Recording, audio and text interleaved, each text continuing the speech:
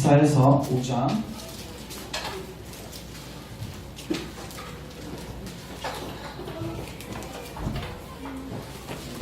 1절부터 7절 말씀.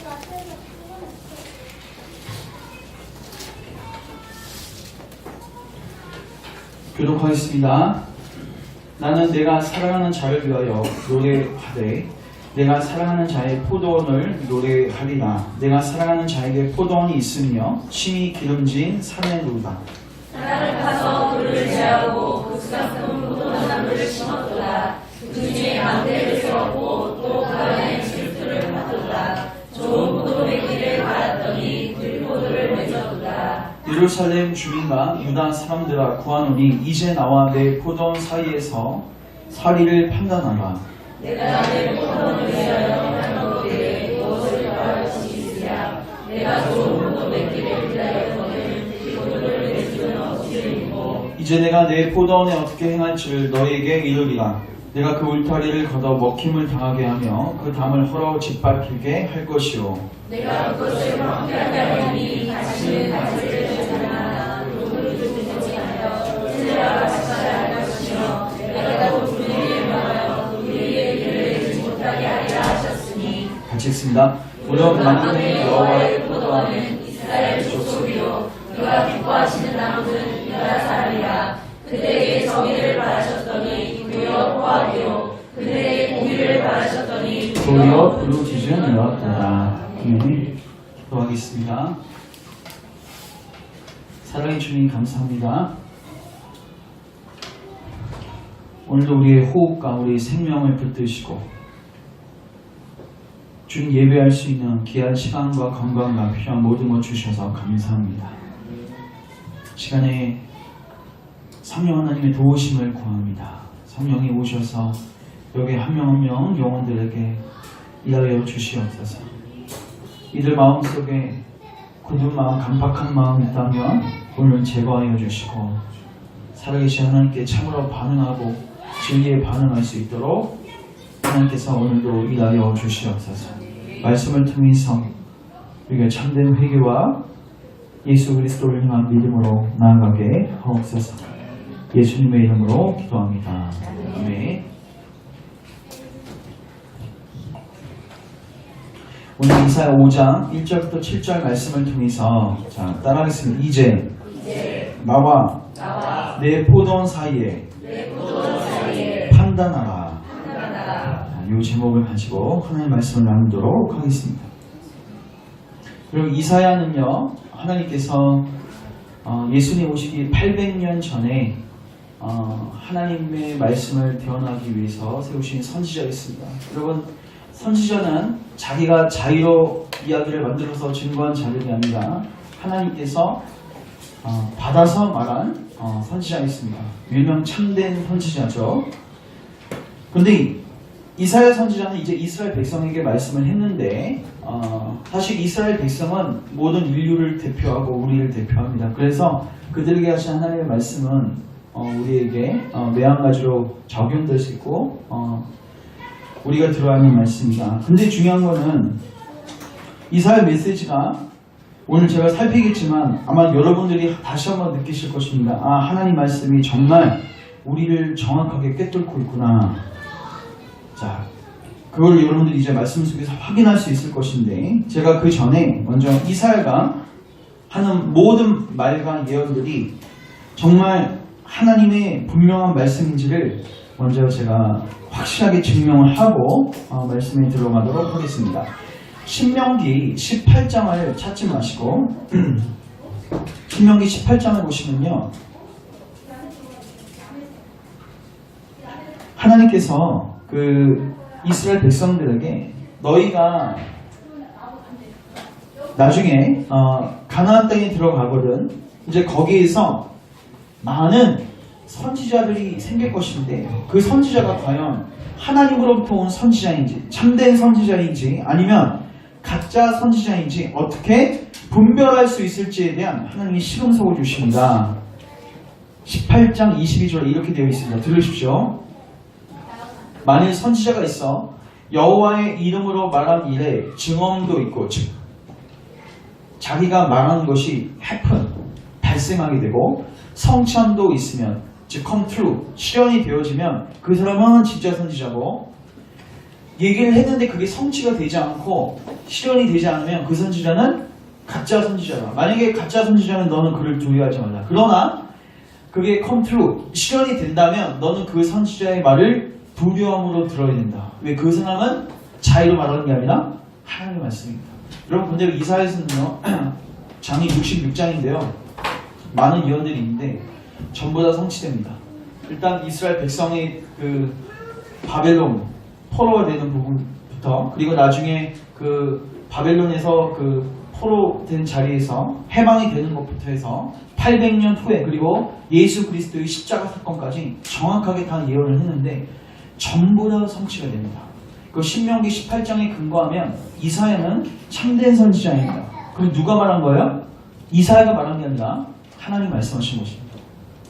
그 여러분이 오늘 이사야의 말이 아니라 하나님의 말씀으로 들으셔야 합니다.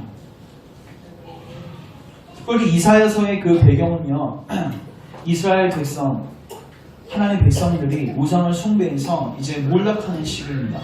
그러니까 그들은 몰락하는 것을 이제 서서히 경험하고 알게 되는데 문제는 뭐였냐면 원인을 몰랐어요. 내가 왜 이렇게 가고 있는가.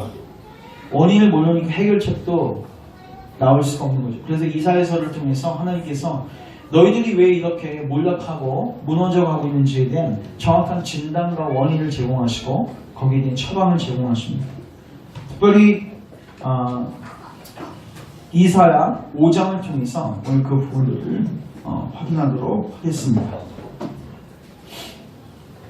먼저 여러분 선지자들이요 그 이스라엘 백성들에게 그리고 우리들에게 계속 강조하는 게 뭐냐면요 그들이 왜 하나님에게서 멀어지고 왜 신앙에서 미끄러졌냐면요 무지하기 때문입니다. 여기 이사야 1장 한번 가보시면 1장 한번 3절을 가보세요. 이렇게 되어 있죠. 소는 그 임자를 알고 나귀는 그 주인의 구유를 알건만은 이스라엘은 알지 못하고 나의 백성은 깨닫지 못하는도다 하셨도다. 여기 이스라엘 백성들을 누구하고 비교하냐면 짐승하고 비교해요. 근데 어떤 짐승이냐면 소하고 나귀입니다. 소하고 나귀는요 고집 세고 인간이 통제하기 힘든 짐승의 두 대명사입니다. 그래도 여러분 소는요 적어도 주인은 알아보고 주인이 양동이를 들고 가면요 먹을 것을 주는 줄 알고 달려듭니다. 주인을 알아보고 주인이 주는 것에 대해서 인식을 한단 말이에요. 그걸 의지한다는 거죠. 근데 인간은 주인 대신 하나님을 알지도 못하고 하나님이 무엇을 공급하는지도 알지도 못하고 하나님 공급해 주려고 해도 관심도 없고 이게 누구예요? 이스라엘 백성이었어요. 문제는 뭐냐? 알지 못하는 거예요. 여기 표현대로 이스라엘은 알지 못하고 나의 백성은 깨닫지 못하는 거다. 주인도 모르고 하나님 우리에게 주시려는 그 어마어마한 복도 모르는 거예요. 그러니까 전부 다 헛된 것을 쫓아가는 것입니다. 하나님 말고. 그래서 오늘 우리는 이사야 5장을 통해서 알게 될 것입니다. 아셔야 합니다. 반드시 아셔야 할 내용들을 제가 소개하도록 하겠습니다. 이제 이사야 5장 가세요.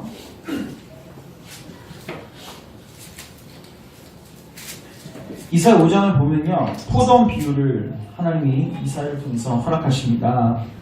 그런데 이 포도원 비유를 통해서 하나님이 사실 인생 전체를 요약하시고 우리 문제의 원인과 우리가 뭘 필요하고 우리가 무엇을 알아야 하는지를 아주 압축적으로 계시하시고 말씀하고 계십니다.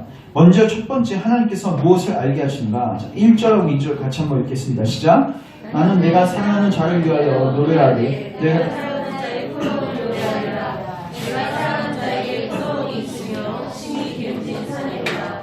땅을 파서 돌을 취하고 극상품 포도나무를 심었도다. 그 중에 망대를 세웠고 또 그 안에 술들을 여기까지요.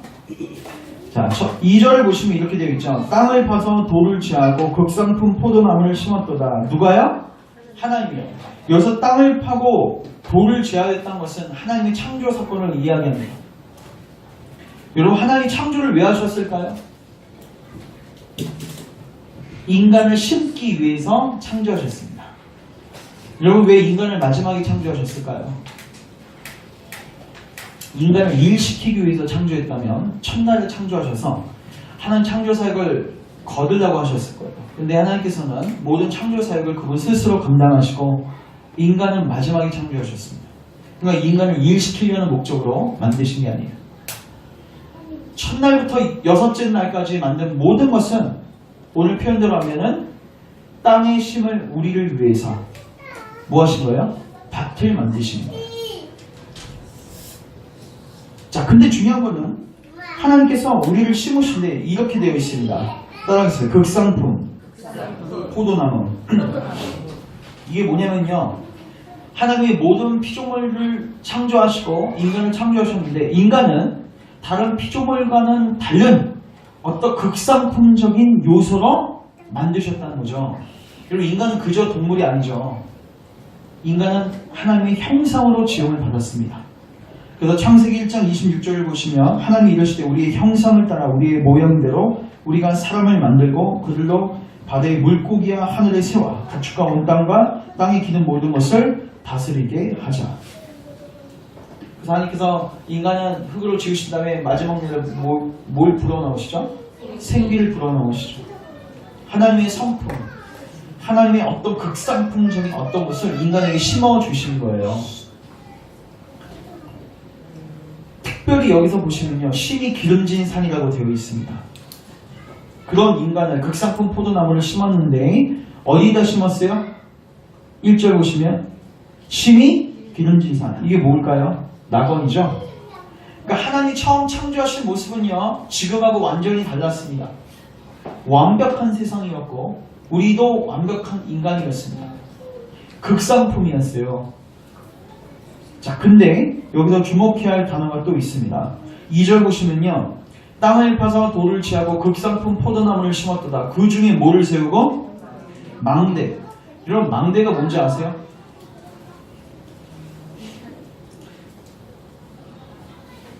원두막이라고 해야 될까요? 비슷한 거죠. 고대 포도밭에 망대가 있었는데 망대의 목적은 뭐냐면요. 포도원의 주인이 거기 가서 가고 싶을 때 가서 둘러보고 거기서 이제 열매가 잘 자라고 있는지를 확인하고 때로는 그 포도밭을 보호하는 목적으로 지었죠. 근데 그 망대의 주된 목적은 뭐냐면요. 거기에 가서 시간을 보내고 즐거워하는 거예요. 이 말은 무엇일까요? 하나님께서 땅을 일구시고 거기에 극상품 포도나무를 심으시고 거기에 망대를 세우신 건 뭐냐면 하나님이 인간을 만드신 목적을 볼 수 있어요. 하나님 인간을 사랑의 교제를 나누는 자들로 세우셨습니다. 여러분 하나님은 우리를 어떻게 만드셨다고요? 교제하는 자들로 만드셨어요. 하나님과. 그 지금하고 완전 달리죠. 지금은 누가 하나님과 교제합니까? 태어날 때부터 우리는 하나님에 대해서 무감각합니다. 관심 없습니다. 근데 처음에는 지음받았을 때 하나님과 자연스러운 사랑의 교제를 나눌 수 있도록 주님이 창조하셨다는 거죠. 그래서 하나님 에덴에 지속적으로 타락 전까지는 지속적으로 내려오셔서 아담과 하와와 교제하시고 대화하시고 나중에 타락하니까 하나님 내려오시니까 그들이 다 숨죠. 그 전까지는 하나님의 충만한 교제를 나눴던 현장이었습니다. 자, 이런 존재로 지음받았는데 자, 존재에게는 그거에 걸맞는 행동이 요구되어지는 것입니다. 극상품으로 여러분 심었어요. 그 여러분 어떤 열매를 맺히기 원하겠어요? 썩은 열매? 풍성한 열매, 아름다운 열매를 맺히기를 원하겠죠. 자, 여기 2절 보시면 심었다. 그 중에 망대를 세웠고 또 그 안에 솔투를 폈도다. 좋은 포도 맺기를 바랬는데 뭐를 맺었어요? 들포도를 맺게 됩니다. 여기서 열매는 어떤 열매일까요? 이사야서 전체적으로 내용을 종합해 볼 때 의의 열매이고 공평의 열매입니다. 하나님 우리에게 거룩을 요구하셨습니다. 여러분 동물에게는요 도덕적인 어떤 것을 기대할 필요가 없죠. 여러분 동물이 여러분들 그 사람을 죽이면 그 동물 사형시킵니까? 아니죠. 왜? 동물은 그걸 기대하지 않습니다. 근데 인간은 누군가를 죽이면 그 사람에 대해서 어떤 형벌과 제재가 가해져요. 왜? 인간은 어떠한 존재로 창조받았기 때문에, 극상품으로 지음받았기 때문에 그거에 걸맞는 행동이 요구되어지는 거예요.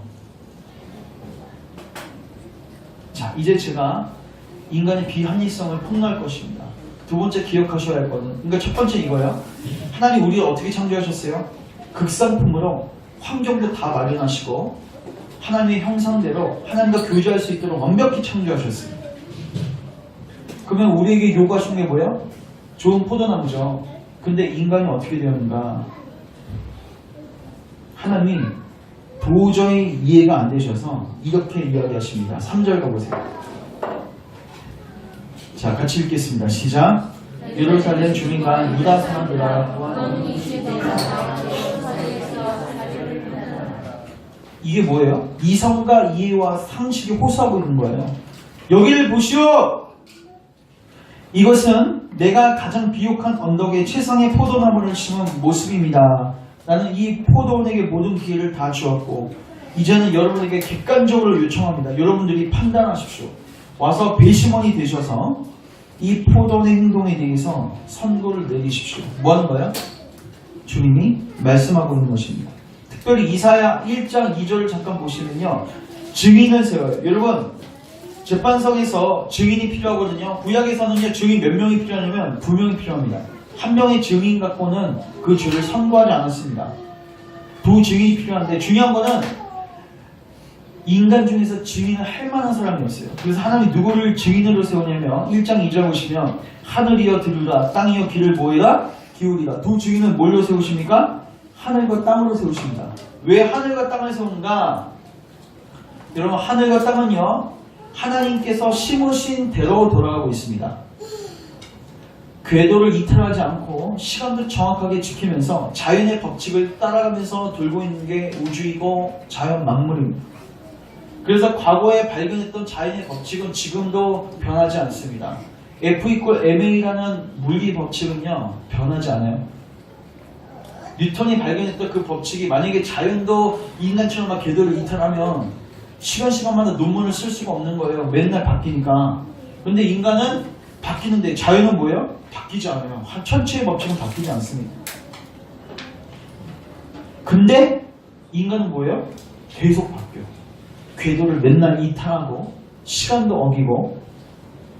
그래서 하나님께서 지금 뭐 하냐면요, 인간의 비합리적인 행동에 대해서 지금 폭로하시고, 너희들이 배심원이 되어서, 배심원도 인간 중에서 뽑을 수도 없어요. 하늘하고 땅한테 와서 배심원이 되어서 인간 행동을 판단하고 선고하라는 거예요. 인간은 모순 덩어리입니다. 하나님께서 풍경화를 아름답게 그리셨는데 그 중에 한 5점이 남긴 거예요. 다른 만물들은 정확하게 잘 돌아가고 있는데 인간만 삐거덕하고 있는 것입니다. 제가 묻겠습니다. 여러분, 하나님이 잘못되셨습니까? 아니, 우리가 잘못됐습니까? 누가 합리적입니까? 누가 비합리적입니까? 하나님 십계명 속에서 하나님의 계명을 요구하십니다. 첫 번째 계명 뭐죠? 하나님만 섬기라는 거죠. 이게 잘못된 것입니까? 두 번째 계명 뭐죠? 우상 만들지 말라는 거죠. 이건 뭐냐면요, 하나님 섬길 때 성경적 하나님을 바꿔치기 하지 말라는 거예요. 정확하게 하나님 그분을 섬기라는 거예요. 이게 잘못된 것입니까? 세 번째 계명 뭐죠? 하나님의 이름을 망령되게 일컬지 말라. 하나님의 이름을 잘못되게 사용하지 말라는 거예요. 여러분, 우리는 부모의 이름도 함부로 사용하면 욕먹죠. 잘못된 거죠. 하물며 피조물이 신의 이름을, 하나님의 이름을 마음대로 사용하고 망령되게 사용하는 거, 그거 잘못된 거 아닙니까? 근데 그걸 요구하시는 하나님이 잘못했다. 네 번째 계명은 뭐죠? 안식일을 기억하여 거룩하게 지키라. 여러분, 의사들도요, 6일 일하고 하루 쉬는 게 더 건강에 좋다고 이야기합니다. 하나님 우리에게 안식을 주신 이유들이 있죠. 특별히 타락한 이후에 안식을 주신 이유는 뭐냐면 우리가 영적인 것들과 하나님에 대해서 생각할 수 있는 시간과 은혜의 방편들을 허용하시는 장소예요. 근데 그걸 요구하신다고 부담하라고 여러분 하나님께 하소연하시겠습니까? 다섯 번째 계명 뭡니까? 부모를 공경하라. 우리를 낳아주시고 사랑을 베푸셨던 부모님에게 효를 다하고 공경을 하는 게 불합리합니까? 살인하지 말라, 죽이지 말라, 이게 잘못된 것입니까? 간음하지 말라, 다른 남자와 다른 여자 바람이 나서 가정을 파괴하고 파탄에 이르게 하는 거, 이 시대가 그냥 다 허용하고 있는 가치관입니다. 이게 여러분 합리적이라고 생각하십니까? 도덕질하는 게 합리적입니까? 여러분, 하나님 우리에게 요구하시는 것들이요, 비합리적인 거 하나도 없어요. 하늘과 땅에 와서 뭐라고 판단하겠습니까? 그들이 배심원이 돼서 인간의 이 이탈하는 모습들을 보고 그들은 천체의 법칙을 한 번도 어기지 않고 정확하게 돌고 있는데, 인간은 이 하나님의 계명들을, 이 합리적인 계명들을, 비합리적이라면 어길 수도 있죠. 근데 합리적인 이 계명들을 뭐예요? 밥 먹듯이 어기는 거예요. 죄인들인 우리가 봐도 우리는 너무 비합리적입니다. 하나님 지금 우리에게 뭐하고 계세요? 우리의 비합리성을 폭로하시면서 우리의 현재의 주소를 말씀해 주고 계시는 것입니다. 결국 비합리적인 인간은 어떤 열매를 맺게 되는가? 아까도 읽었지만 5장 2절 뒷부분 따르겠습니다. 좋은 포도 맺기를 받았더니 들포도를 맺혔다. 이런 비합리적인 인간의 모든 생각과 모든 행동 속에서 이제 인간의 사회는 완전히 썩은 사회가 되었습니다. 이게 인간 사회 요약 아닙니까?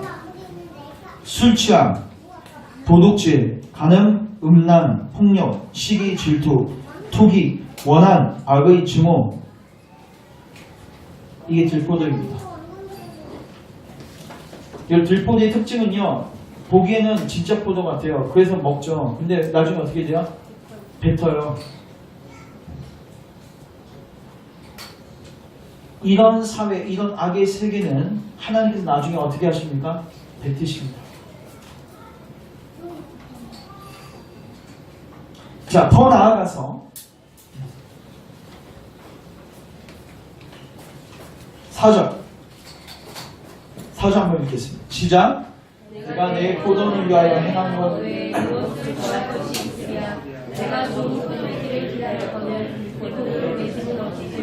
자, 여기 보십시오. 내가 내 포도를 위하여 행한 것 외에 무엇을 더할 것이 있느냐? 이게 뭔 말이죠? 내가 뭘 안 해준 게 있냐? 이 말이에요. 이거는 인간의 모든 변명과 모든 핑계를 차단하시는 하나님의 선언입니다. 여러분, 하나님이 정말로 모든 것을 다 해주셨습니다. 아까 살폈지만 하나님은 세상을 완벽하게 창조하시고 인간을 완벽하게 지으셨습니다. 하나님의 형상대로 지어주셨습니다. 그리고 망대를 지으셔서 인간과 교제할 수 있도록 하셨습니다. 내려오셔서 그들과 교제하시고 그들에게 축복하시고 그들에게 필요한 모든 것을 공급하시죠. 심지어 타락한 다음에도 주님은 창세기 3장 15절에 아들 예수 그리스도를 통해서 구원하실 것을 계획하셨습니다. 그리고 시간과 공간을 확보해 주셨습니다. 모든 일반 은총을 허락하셨습니다. 회개할 수 있는 기회를 주셨습니다. 인간은 계속해서 배역해도 하나님은 인내하고 참으셨습니다. 그리고 결국 마지막에는 아들을 보내주셨습니다. 그리고 요구하는 것이라고는 단 하나, 예수 그리스도를 믿어라. 하나님 다 해주셨어요. 내가 이것 말고 해줄 게 뭐 있냐는 거예요. 하나님이 처음부터 끝까지, 창조부터 구원까지 누가 다 하셨습니까? 하나님이 다 하셨어요. 내가 포도를 위하여 행한 거 왜? 나를 위해서 한 게 뭐 있냐? 내가 너희들을 위해서 다 했다. 왜 창조하셨습니까? 왜 구원하셨습니까? 물론 궁극적으로는 하나님의 영광이지만 우리를 위해서 하셨습니다. 그거 외에 무엇을 더 할 것이 있느냐? 예수님 마지막 십자가 상에서 뭐라고 고백하셨습니까? 다 이루었다. 이거 하나님 지금 속으로 하소연하고 계시는 거예요. 하나님조차도 야, 내가 혹시 뭐 더 해야 됐어? 왜 내가 더 해줘야 돼? 얘네를 왜 이래? 이렇게까지 해줬는데 얘는 돌이키지 않아. 얘는 이렇게까지 해줬는데 비합리적으로 행동해. 얘는 이렇게까지 해줬는데 맨날 들포도만 맺혀. 하나님이 창조부터 구원까지 우리를 위해서 모든 것을 다 하셨는데 만약에 인간이 계속해서 비합리적으로 생각하고 계속해서 하나님께 돌이키지 않고 들포도 맺히기를 계속할 경우 이제 남는 것은 하나밖에 없습니다. 무엇밖에 안 납니다. 5절 6절 같이 한번 읽겠습니다. 시작. 이제 내가 내 소유를 얻게 할 줄을 너희에게 얘기하라. 내가 그 울타리를 얻어 공중을 하게 하며 그 땅을 짓밟게 할 것이요 내가 그것을 황폐하게 하리니 자신은 가지를 자르기나 그물을 돋우지 못하여 새와 가시가 날 것이며 내가 또 구름에게 명하여 그 위에 비를 내지 못하게 하리라 하셨으니. 이제 하나님 어떻게 하시는가? 울타리를 걷습니다. 우리 여러분 기억나십니까? 로마서 1장 기억나시죠? 우리가 마음에 하나님 두기를 싫어하면 하나님 우리를 상실한 그 마음대로 뭐 하시라고 했어요? 내버려 두십니다. 여러분요, 하나님이 죄를 제어하시는 게 은혜입니다. 그 울타리가 있는 게 은혜예요. 성령의 제어가 있는 게 은혜예요. 근데 우리가 하나님을 마음에 두기 싫어하면요, 로마서 1장 표현입니다. 하나님 우리를 그 상실한 마음대로 벌어 두십니다. 그때부터는 인간은 죄에 대한 제어가 불가능합니다. 그때부터 계속 더더욱 썩은 들포도만 맺는 거예요. 그러면 그게 끝인가? 나중에 어떻게 돼요? 여기서 보시면 황목해 될 것이다. 황폐해 될 것이다. 여러분, 그래서 이거는 하나님께서 우리가 사는 이 땅에서도 이걸 경험하게 하세요. 우리가 하나님 없이 살잖아요. 그러면 여러분, 그런 삶의 특징이 뭐냐면 죄에 대해서 제어가 없어요. 그래서 십계명을 밥 먹듯이 어겨요. 비합리적으로 행동하죠. 근데 그런 인간의 특징이 뭔지 아십니까? 이사야 57장 21절에 이렇게 되어 있습니다. 이거 하나 찾을게요. 이사야 57장 20절 21절.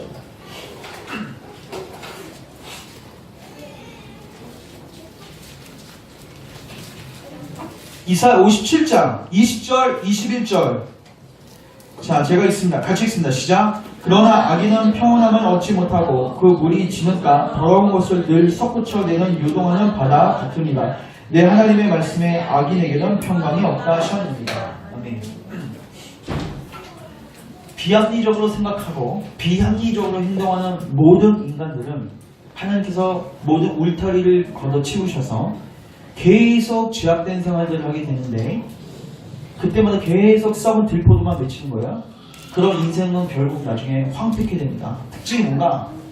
뭔가는 가진 것 같은데 따라하겠습니다. 평안함이 없습니다. 이거 여러분 얘기 아닙니까? 여러분 마음에 하나님 인정하지 않고 살면요, 여러분 경험하셨을 거예요. 여러분은 죄악 속으로 더 깊이 들어가는 경험을 하게 됩니다. 죄를 한 번 짓기는 어려워도 두 번, 세 번은 짓기 쉬워요. 그 여러분의 마음은 이제 무감각해지고 여러분의 마음은 화인 맞은 양심이 되어서 이제는 전혀 아무 감각 없이 하나님 계명의 감각 없이 살아가는 거죠. 그렇게 살다가 결국 여러분이 도달하는 지점이 어딘가? 허무 그리고 아무 평강이 없는 이런 황폐케 되는 자리예요. 그래서 전도서 2장에 솔로몬이 인생 말로 뭘 고백합니까? 하나님 말고 다른 거 추구해 봤는데 정말로 허무하고 헛되고 여러분 들으십시오. 여러분 이거 아시잖아요. 솔로몬의 이 고백을. 근데 여러분 보세요. 이거 아시는데 여러분 지금 사는 모습은 솔로몬이 추구했던 거 똑같이 추구하고 계시는 거예요. 여러분. 이게 비합리적이라는 거예요. 잘못된 것을 알았으면 여기서 평강을 누릴 수가 없는 거 알았으면 돌이키셔야지. 왜 답을 알고 계시는데도 왜 그 자리에 머무시냐는 거예요. 여러분이 추구하는 세상적인 것들 제가 확신할 수 있는데 절대로 여러분에게 평강을 줄 수 없습니다. 근데 왜 계속해서 비합리적으로 행동하십니까? 왜 계속 들포도 맺히기를 거기에 여러분 올인하십니까?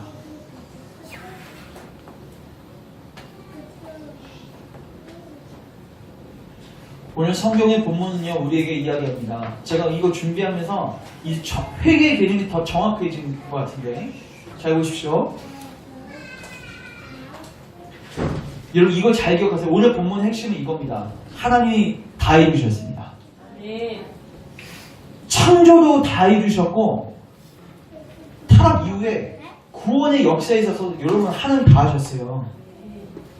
아들까지 보내주셨잖아요. 하나님이 오늘 하소연하는 거예요. 내가 더 뭐 해줘야겠냐. 여러분들이 자식에게 정말 돈도 다 쓰고 에너지를 다 쏟아서 올인을 했는데 이 자녀가 막 들포도만 외쳐와요. 막 학원을 막 예를 이런 거 들어보겠어. 학원을 한 10개 보내줬는데 맨날 10점, 20점만 맞아오는 거예요. 여러분 그 아이 뭐라고 하겠어요? 이게 상식적으로 맞냐 너?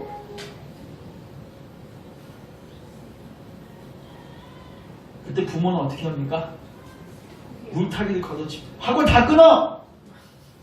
그때 나락을 걷는 거죠. 이제는 10점 맞았던 것도 그놈 학원에서 시켜서 10점 맞았던 것도 이제는 빵점을 가는 거예요. 이건 그러지 마.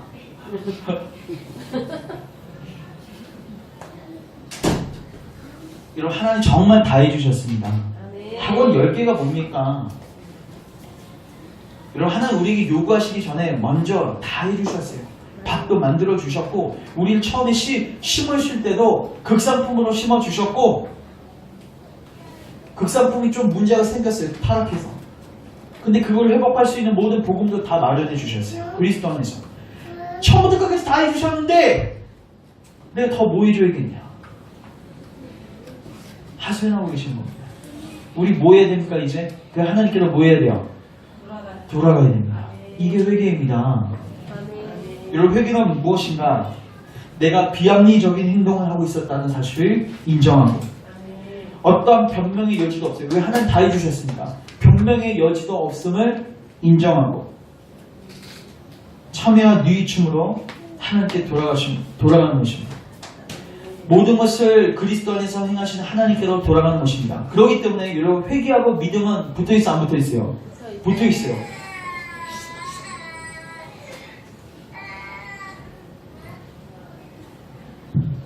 여러분들이 이렇게 고백했으면 좋겠어요.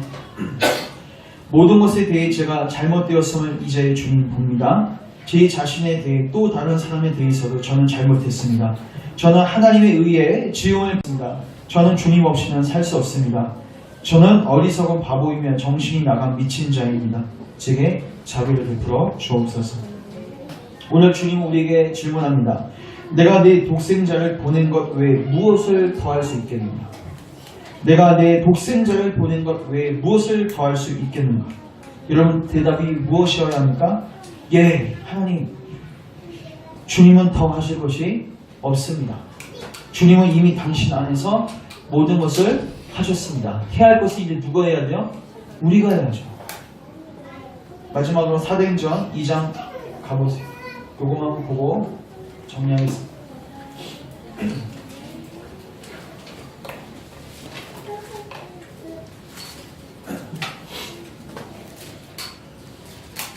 이 장 36절 가보시면